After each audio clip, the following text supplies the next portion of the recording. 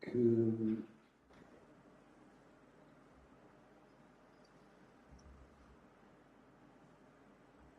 acaba por distinguir um operador planetário, que antigamente se chamava um discípulo,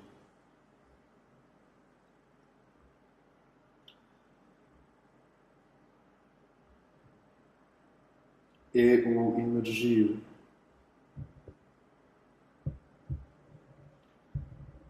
da capacidade de seguir a linha de fogo.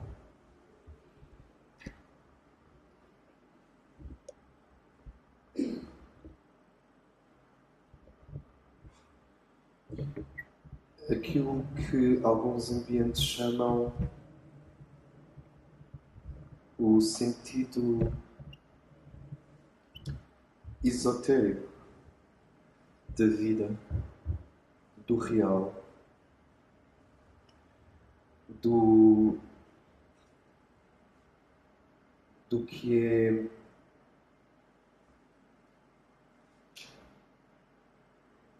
iminente para uma cultura, para um povo, para um impasse, para um dos obstáculos planetários. O que distingue um discípulo, mais do que um posicionamento filantrópico, com certeza que com um ângulo altruísta e sempre de coração aberto. Mas o que produz este refinamento, esta calibragem, esta atitude exata que caracteriza um servidor do planeta, isto é, um ser que opera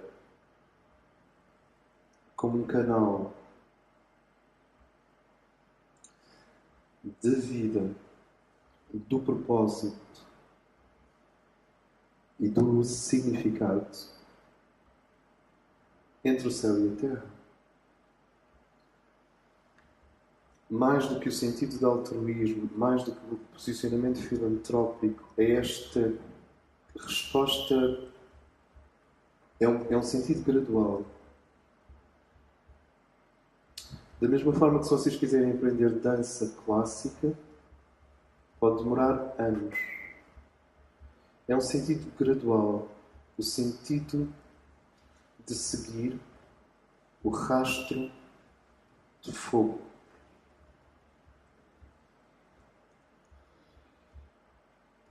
A capacidade de, num caleidoscópio de milhares de pedras coloridas, de joalharia conceptual, joalharia espiritual, joalharia filosófica, encontrar a pedra que realmente tem fogo próprio.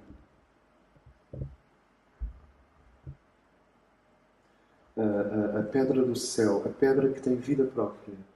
Isto é, o núcleo o ambiente, a situação, o livro, o amigo, a árvore, o lugar na serra, a utilização do tempo, a utilização do espaço, a utilização dos recursos económicos, a utilização do mundo, encontrar o núcleo que tem vida e que tem vida própria e não uma vida refletida.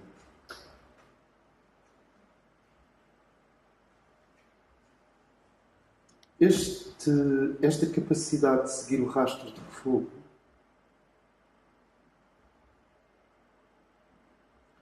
indica uma atividade pulsante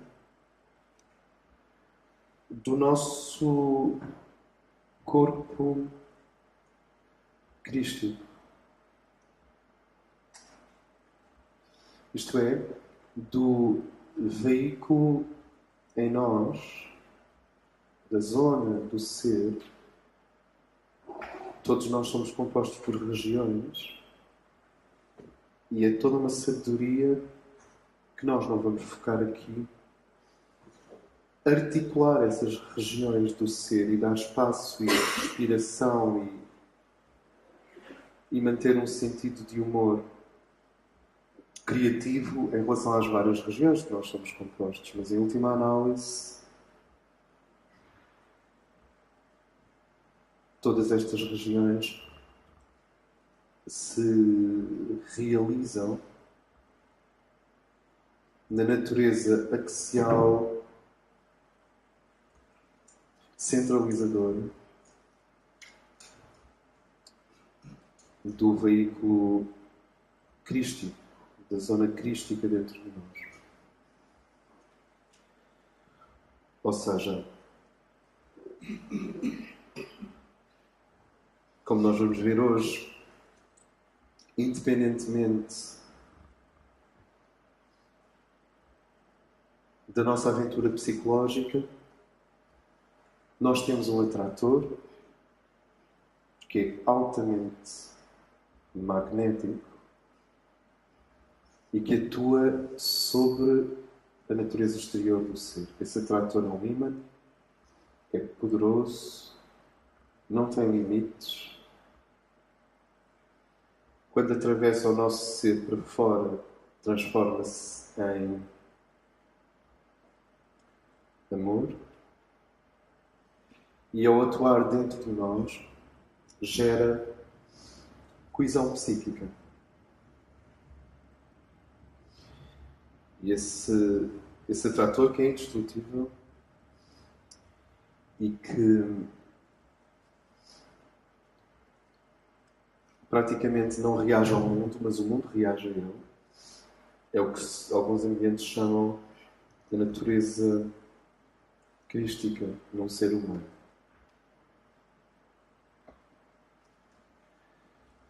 A capacidade de seguir a linha de luz, ou a capacidade de seguir a linha de fogo,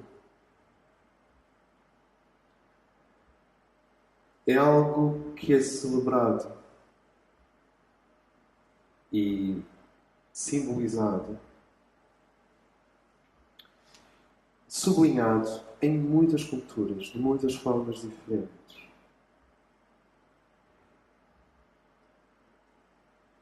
Assim como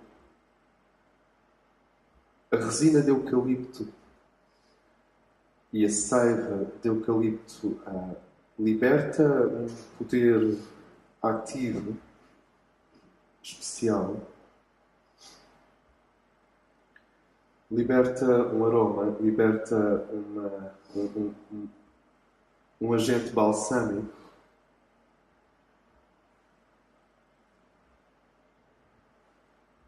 Todas as culturas, e quando as culturas são impregnadas de otimismo, vão se transformando em civilizações. Todas as culturas dignificaram o indivíduo ardente. Quer dizer, aquele indivíduo que primeiro procura a vida pela vida, e é isso que nós chamamos o fogo, e depois considera os suportes da vida. Que é o que nós podemos chamar cultura. E todas as culturas tiveram esses embaixadores celestes, supraculturais, que eram capazes, pela sua própria natureza ígnea, isto é independente do indivíduo ter uma personalidade mais terra, telúrica, ou uma personalidade mais ar, abstraente, dinâmica, ou uma personalidade mais água, emocionante, mimética, osmótica, emocional, ou uma personalidade mesmo de fogo, criativa, entusiástica, extrovertida e inspiradora. Isto é independente da natureza do elemento predominante num ser. O fogo a que nós nos referimos é aquilo que se liberta de ti quando a central crística nasce, acorda, desperta. E ela toda, no plano em que existe, é um fogo. É uma radiação irredutível que celebra as coisas pelas coisas em si e, sobretudo, as coisas superiores pelo que elas são em si, no coração de Deus, antes de as celebrar nos seus reflexos. Essa é a natureza de Cristo. É a natureza de Sofia e a natureza do eixo universal. Celebrar a vida pela vida. Celebrar o amor pelo amor. Celebrar o real pelo real. Celebrar algo que é muito difícil de isolar, porque a nossa carga semântica, a nossa capacidade semântica e o nosso leque conceptual não chega lá. Que é essa pulsação, presença, irradiação que está para além do que nós concebemos como amor, vida, propósito, significado. A origem dessas coisas, a origem dessas autoestradas. Nós temos estas autoestradas que nos relacionam com aquilo que para o indivíduo lúcido é o ponto ômega, o logos ordenador do planeta Terra.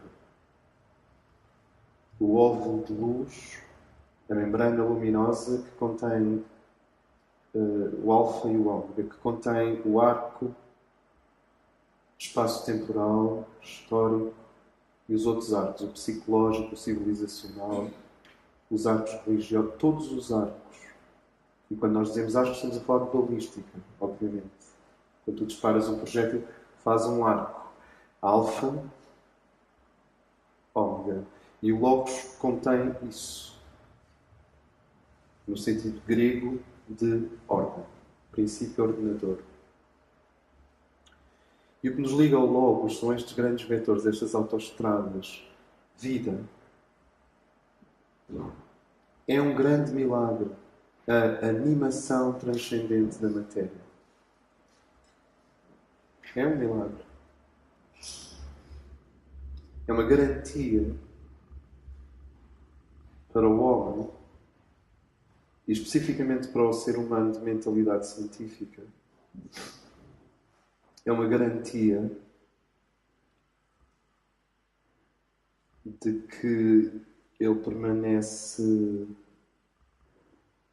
humilde perante o desconhecido, O facto de que as nossas tecnologias e as biotecnologias não podem criar vida, não há vida sintética. Há pele sintética, há plasma e linfa sintética, há moléculas de vida sintética, não há. Não é possível. Então, um dos vetores que nos liga ao Logos é a detecção do milagre da vida.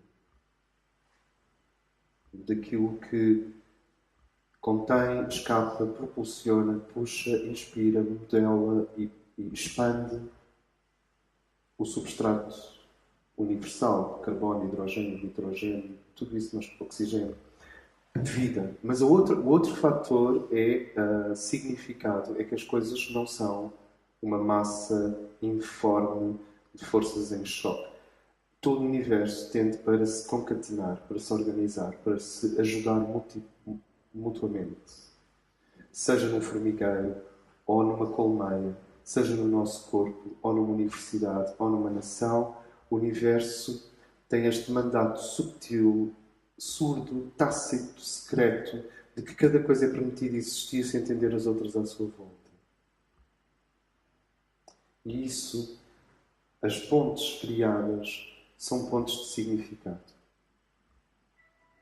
Não são significados absolutos, mas são significados úteis. E o útil é para o relativo o que o absoluto é para a eternidade. Não sei se isso nos ajuda. E esses arcos úteis são os entendimentos entre as pessoas, e pode ser que o meu entendimento contigo e o teu entendimento comigo não seja absoluto. Não seja uma coisa divina. Mas é um encontro de significados, é um encontro de mentes. E ao ser um encontro de mentes, afasta o caos e cria um veículo útil no espaço e no tempo. E isso também é o trabalho de Deus. Isso também é o trabalho do Logos. Isso também é o trabalho do contentor. Contentor no sentido em que São Paulo dizia que nós estamos contidos em Cristo, caminhamos em Cristo, é sobre Ele que temos a nossa vida e é nele que temos a nossa existência. É nesse sentido de São Paulo que nós falamos do Logos como contentor.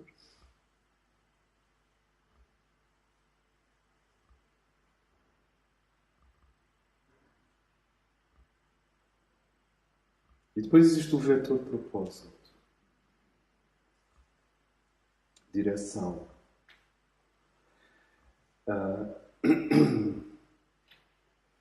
Ponto de fuga. Estes três vetores, significados para a mente e para a personalidade, vida para a alma e propósito para o espírito. O espírito, como nós vamos ver hoje, ele está acima do plano dos significados. Ele não tem linguagem, não tem uma teoria sobre nada, o espírito não tem opiniões, o espírito não contém uma tese, o espírito é livre. E quando se diz que ele é livre de soprar onde ele quer, que ele vai e vem como ele quer, e notem que não é só o espírito no sentido universal, a tua própria mônada, o teu Atman, a nossa existência espiritual profunda, ela aparece e desaparece. Ela torna-se evidente e depois é ilusiva. Ela inspira e depois carrega-te e depois eclipsa-se. Não é algo que o indivíduo controla cá em baixo. E esse espírito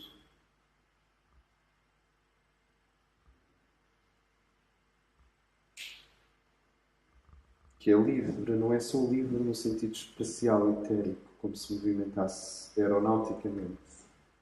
Ele é livre em relação ao mundo dos homens. Ele é livre em relação à nossa mente.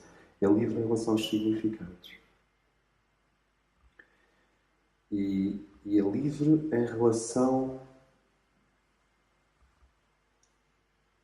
à vida. Ele está acima dos significados e acima da vida. Ele é todo ele uma culminância e uma direção.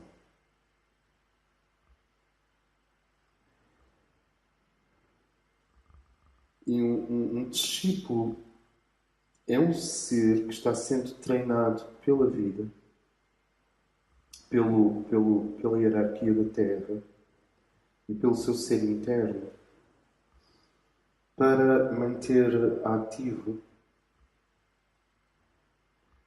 esse instinto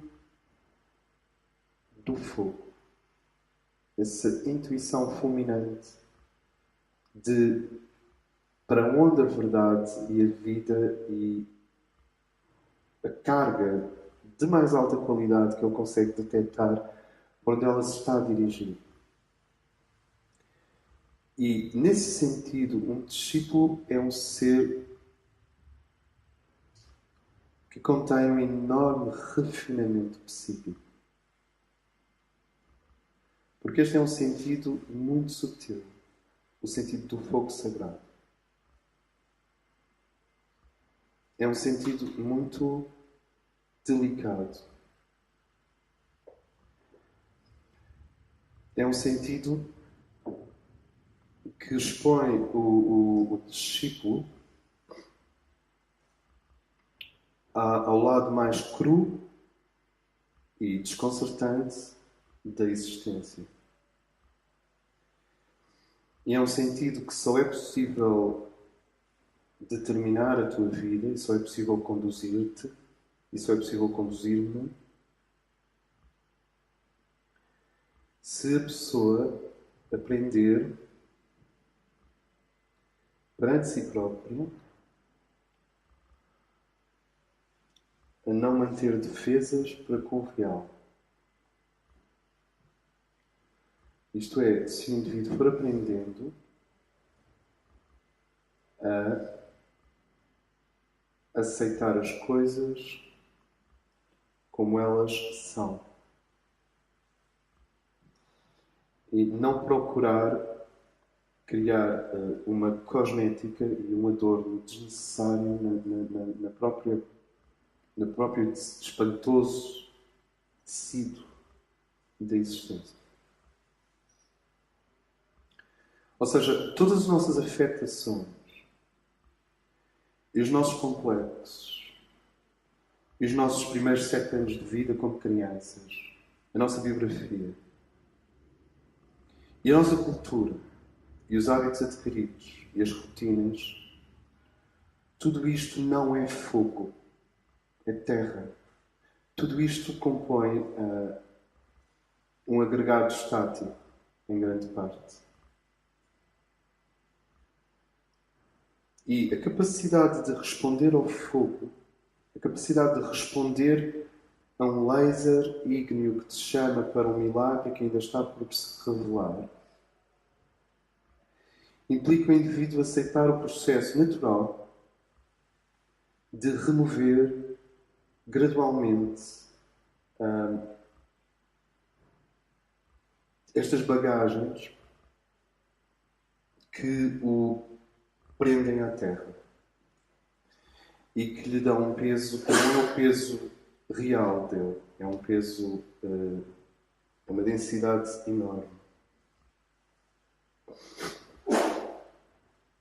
A beleza do processo é que, na proporção em que um ser se despe gradualmente dos parasitas e das camadas que lhe foram impostas numa fase do seu desenvolvimento, o sentido esotérico da vida pura, o sentido interno da detecção do fogo, o sentido interno da associação de vários pontos de luz formando uma linha luminosa à tua frente, com vários patamares de existência superior, é tremendamente fortalecido.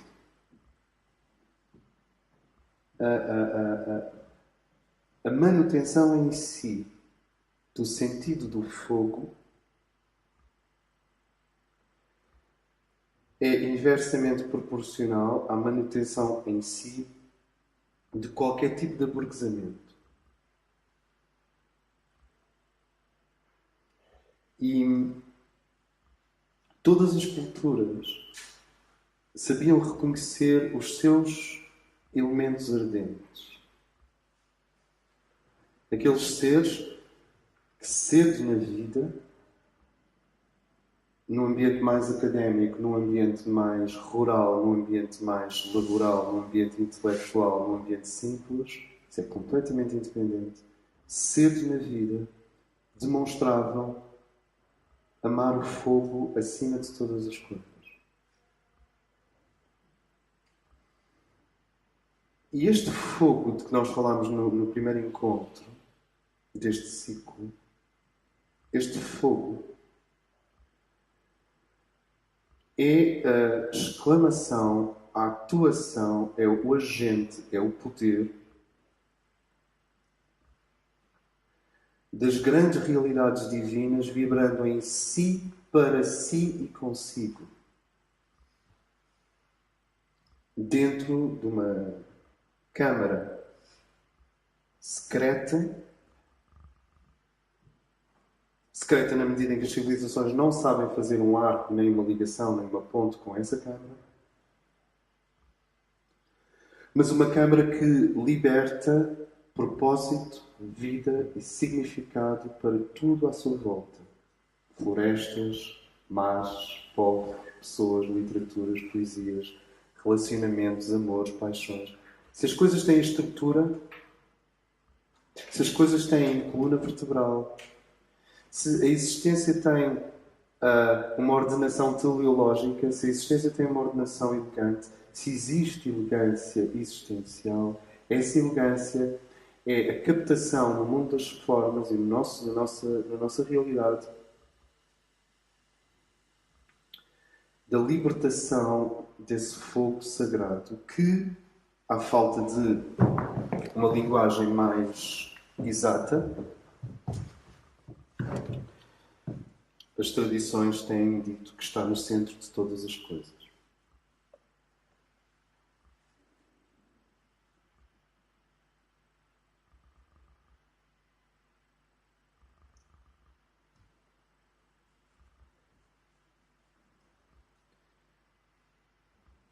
Existem forças que procuram revestir o fogo.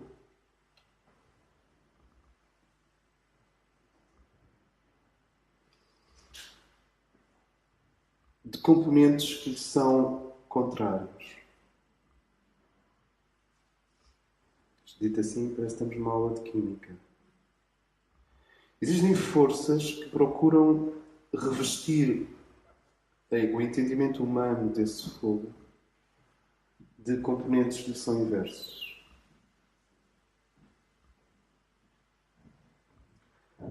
E o discípulo mundial, Hércules, o discípulo mundial, Hipátia de Alexandria, o discípulo mundial, Hildegard von Bingen, as Catarinas e os Franciscos. O discípulo mundial é um indivíduo que, nesta fase do problema planetário, caminha sobre a confusão. Não sobre a confusão, nem com a confusão. Caminha sobre a confusão. E quanto maior a confusão, melhor ele caminha. Da mesma forma que a carta de um general inimigo faz sorrir o general ameaçado. Porque um discípulo mundial, neste momento, já deve reconhecer o fogo pelo que ele é em si mesmo. E não ficar com o pé preso nessas formas contrárias que certas forças utilizam para revestir o fogo. Dito de uma forma menos abstrata, o discípulo mundial é um agente da síntese da mente deste planeta.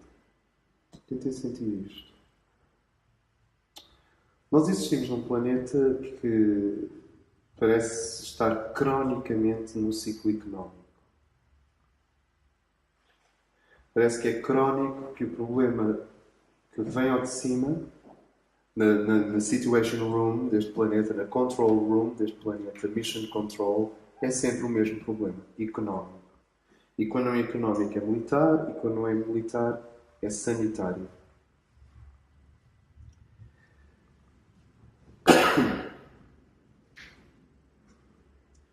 E obviamente o discípulo mundial vê para além desta ilusão, vê para além destes ecrãs. O problema deste planeta é, nesta fase, já foi económico. E noutras fases já foi seriamente militar e noutras fases sanitário. Neste momento o problema deste planeta é, se me permitem, quer dizer, a grande concentração é mental. Fundamentalmente mental superior. Nós estamos numa etapa em que todos têm razão, todos têm opiniões sofisticadas, todos os grupos, todas as nações, todos os grupos de comportamento têm um livro sagrado a apoiá-lo. Toda a gente tem um discurso, toda a gente tem um gesto elegante. Não podemos ser mais sofisticados.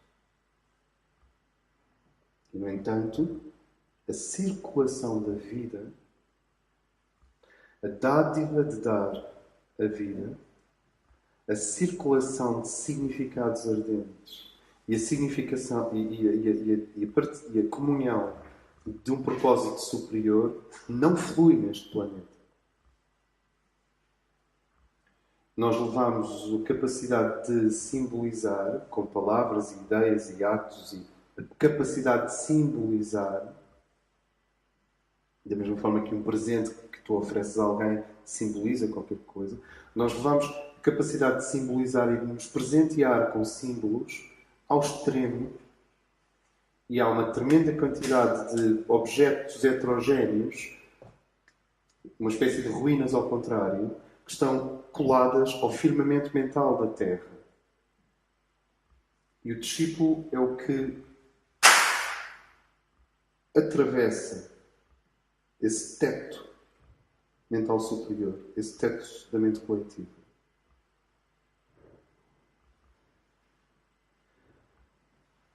Há qualquer coisa de ninja.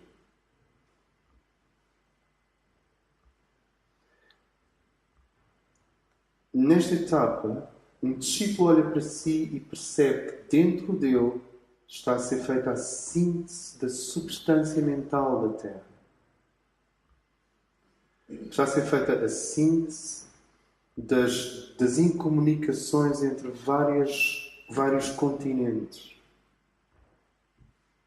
Entre o continente judaico, entre o continente cristão, entre o continente islâmico, entre o continente budista, entre o continente hindu, mas isto não é, como é óbvio, uma autorização para eu fazer uma colagem pós-moderna de sensações espirituais. E depois, de uma forma infantil, se me permitem, colocar por trás dessa colagem dizendo que tudo é um e todas as religiões são um e o centro de todas as religiões é comum e que existe uma unidade transcendente de todas as religiões. Isso é infantil. Trata-se do indivíduo conquistar-se e conquistar o fogo e deixar o fogo conquistar a ele, de forma que quando ele emite uma percepção do real, ela esteja de tal forma impregnada dessa eletricidade de Orion que vibra mais alto do que a confusão planetária. Não tem nada a ver com tentar colar pedaços de religiões. Tem a ver com apresentar e não representar, mas apresentar, tornar presente e não representar o real. Porque 300 km acima da atmosfera da Terra, na noosfera, já lá está a espiritualidade transreligiosa do mundo. Já lá está o grande coração da Mãe, o coração intelectual e espiritual da Mãe Divina, da Mãe Azul. Já lá está essa vibração que engloba a síntese de todos os processos mentais terrestres. E um discípulo devia, de alguma forma, sorrir e relaxar, sem perder aquela tensão ardente, mas relaxar. Porque se tu te olhas ao espelho, independentemente destas questões humanas que todos nós temos sobre a nossa imagem no espelho, se tu te olhas ao espelho, é muito verdade se tu puderes dizer assim: aqui está um ser no qual, independentemente de todos estes complexos herdados do passado, está a ser feita a síntese da mente planetária. Está a ser feita a síntese da guerra planetária. A guerra neste planeta é no mental superior. É lá que são gerados os núcleos que depois vão se traduzir em atentados terroristas, em combates gratuitos, em incomunicação feroz. Em feroz incomunicação e em poços de medo, poços de ácido psíquico e assim sucessivamente. Mas é na mente superior da Terra que estão os microdeslocamentos. Porque vocês imaginam, basta um microdeslocamento entre dois entendimentos acerca de uma linha no Corão e já tens um bairro em combate com outro bairro. São microdeslocamentos. São estas descalibrações microscópicas na mente superior da Terra que depois produzem abalos sísmicos como centros de pressão negativa sobre a mente e sobre as emoções e sobre os comportamentos e sobre as economias. Começa tudo nesse nível quase rarefeito. E nós estamos a ser chamados a trespassar esse impasse, impregnarmos desse fogo sintetizador, desse fogo unificante, que não é a palavra, não é o discurso, é a realidade. Todas estas espiritualidades e religiões e comportamentos têm a legitimidade de serem mais ou menos sinceros. São tentativas do ser humano chegar ao real. Há uma grande sinceridade nas nossas ilusões. Há uma grande sinceridade em Maia. Há uma grande sinceridade no nosso processo de tentar chegar ao real. Sim.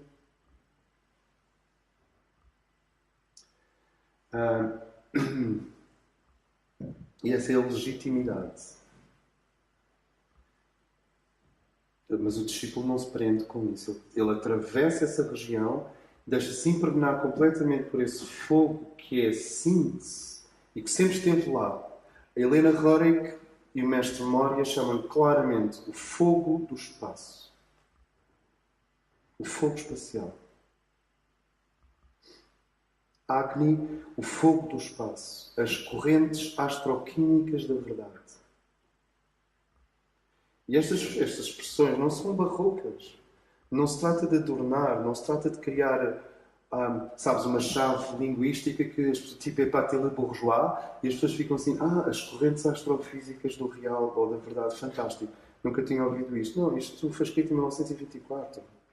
As correntes astroquímicas, os planetas, as constelações, as estrelas, as configurações energéticas do fogo celeste, e as estrelas são fixações disso, são concentrações disso. E estes transistores significantes, poderosos, que são quase hieroglifos, a que nós chamamos as constelações, zodiacais, austral, boreal, sideral, estas configurações transistorizadas do fogo sagrado, que são as constelações, tudo isto tem uma astroquímica, isto é um fogo que, ao penetrar de forma seletiva, e quando se diz seletiva, queremos dizer em zonas do espaço planetário escolhidas. O que significa que a democracia e este racionalismo democrático é completamente real no plano mental dos homens e até mesmo nos planos superiores éticos. Mas a partir de um certo ponto, o universo não é democrático, é hierárquico, é sinárquico, Funciona por zonas de ignição, por pontos de aplicação da força. É o mesmo que nós dizemos que uma alavanca não é democrática porque o ponto de aplicação da força é ali e não em toda a barra. Não, há um ponto de aplicação da força em tudo o que é guindagem. E no caso da Terra, existem pontos no planeta que são pontos de ignição, de aplicação da força cósmica e desse fogo espacial. E esse fogo espacial é como um vasto cavaleiro ígneo, e permitam-me recordar algumas das iluminuras tibetanas de cavaleiros de fogo, que é exatamente isso que estamos a falar. Ou daquele que vem montado num cavalo branco, falando em termos apocalípticos, ou daquele que vem montado num cavalo branco, falando em termos do Kalki Avatar, ou aquele que vem montado no cavalo branco, falando em termos de Maitreya, ou aquele que vem, ou o cavalo que traz as pedras do céu, no caso do mito de Chintamani, da pedra celeste. Esse fogo que vem do alto é uma combinação de fogo, isto é, do elemento ômega, glorioso, entusiasmante, convector, inspirador, eletrificante do cosmos, com o elemento de pedra, solidez que não admite resposta. Quer dizer, indestrutibilidade. E é essa combinação entre o fogo celeste com a ideia de pedra preciosa, vocês conhecem o termo Rinpoche na tradição tibetana, é essa combinação do fogo indestrutível com a pedra indestrutível que dá este símbolo universal que é o diamante. O diamante está no centro da tradição tibetana, está no centro da tradição budista, está no centro da tradição, inclusive ocidental. Como a combinação final entre uma solidez que não admite resposta e um brilho, quer dizer, um fogo, uma glória que não é deste mundo. E o discípulo trabalha nisto. O discípulo vive isto. O discípulo come, dorme, respira, ginastica-se, faz amor, corre, canta, serve, é servido, respira isto. Gradualmente, o discípulo, em última análise, vai se transformando num diamante. Porque se o indivíduo ascende até ao mental superior e para nesses detritos invertidos de todo o pensamento planetário,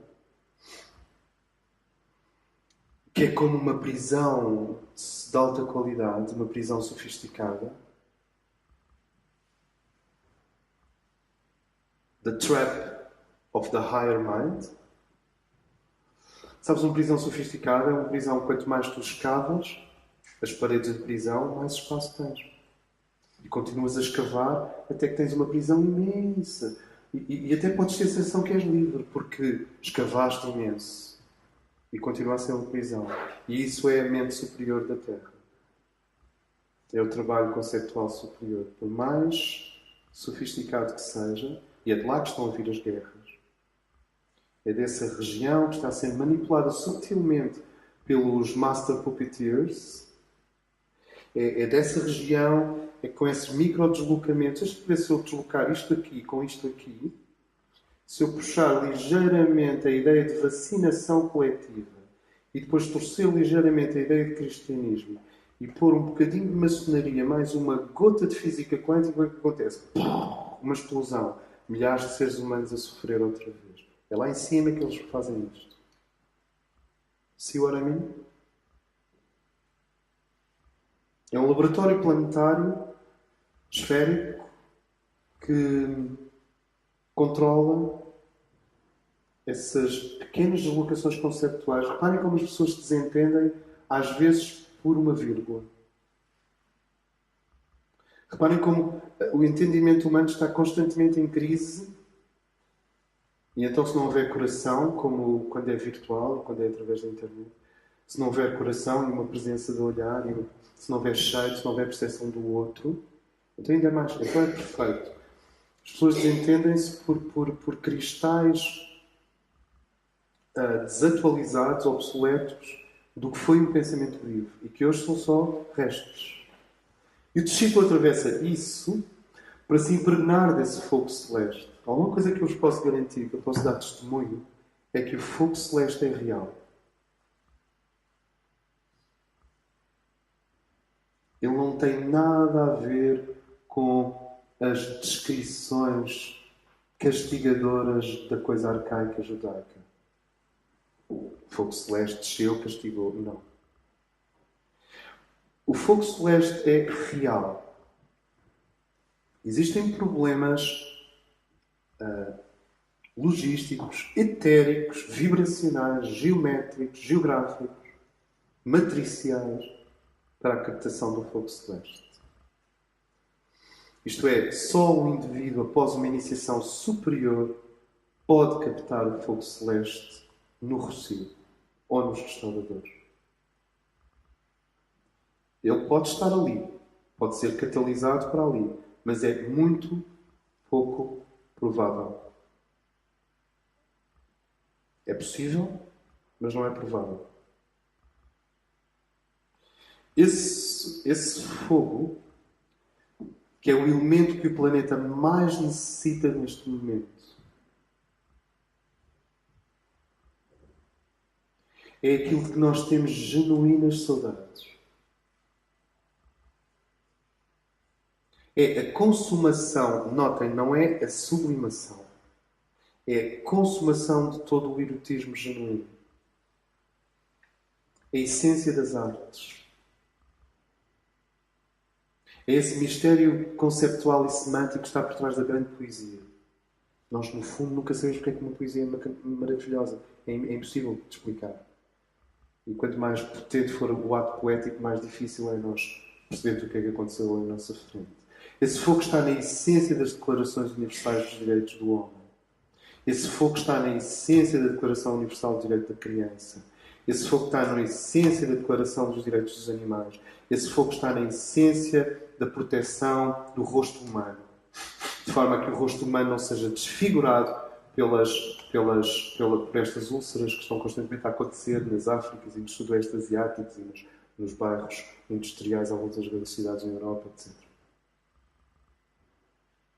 Quando nós falamos desse fogo do espaço, nós não estamos a falar de uma abstração que vai permanecer eternamente no centro do mandala, algures numa tanca ou numa iluminura budista ou tibetana. Nós estamos a falar em essência nunca compreendida, nunca suficientemente verbalizada, nunca suficientemente isolada, nunca integralmente amada ou esculpida ou invocada o suficiente, mas que é a essência do ato ético, é a essência do ato artístico, é a essência do ato poético, é a essência do ato político, é a essência do ato erótico, é a essência do ato educativo, é a essência da pedagogia, é a essência do movimento humano. Se nós compreendermos que uma Declaração dos Direitos da Criança, a Declaração dos Direitos do Homem, é um discurso e é uma série de linhas e é uma série de artigos e, portanto, para todos os efeitos, é um encadeamento de conceitos, ideias, aspirações, prospeções, vontades. Isso tudo ou está impregnado de algo ou não está. E o que o impregna é o seu centro, é a sua essência. Uma carta de intenções sobre o homem tem uma essência.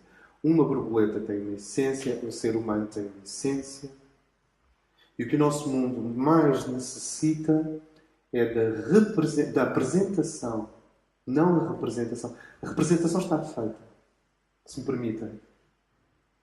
Mas a apresentação, eu vou tirar o re e vou tirar o a. Não é nem representação nem apresentação, é apresentação do fogo, do espaço, do fogo celeste, daquilo que dá sentido, significado, vida e propósito às coisas. E claro, como nós fomos educados para somar, como nós fomos educados para subtrair, como nós temos uma mente mecanizada pelo comércio, a primeira reação pragmática, para não dizer positiva, é o indivíduo pensar: como é que se faz? Quanto é que custa? Como é que eu começo? Por onde é que eu começo? Não há nada que o indivíduo social, mental, tridimensional possa fazer para ampliar a sua capacidade. Ele pode fazer muito para diminuir, mas para ampliar a sua capacidade de trazer para baixo este fogo sagrado, não há nada que ele possa fazer. Isto é uma coisa que o indivíduo descobre, ama, invoca, casa com isto, como eu disse há bocado, respira, une-se. Quer dizer, há um momento em que o indivíduo já não pensa em oração porque ele vive em oração. Ele quebrou aquelas membranas entre o ato de orar e o ato de simplesmente existir distraído e espontaneamente. Ele quebrou essas membranas. Ele vive em oração. Portanto, a palavra oração já não se põe.